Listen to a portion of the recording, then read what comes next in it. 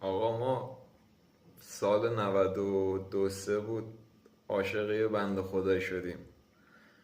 بعد قول و قرار گذاشتیم آقا بریم خدمت و فلان و بسار. بالا قسمت نشد، نرسیدیم به هم. حالا شاید اون بنده خدا یه روز این کلیپو ببینه.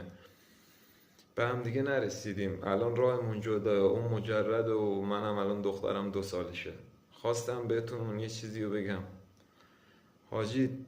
حتی اگه شده به اشتباه هم عاشق شدید، حتی واسه یه روزم شده با هم باشید، با هم زندگی کنید یه روز، اصلا بعدش طلاق بگیرید، ولی نذارید بمونه تو این ذهن 20 ها. تنها چیزی که هیچ وقت فراموش نمیشه دوست داشتن کسیه که شما اولین بار عاشق اون شدید.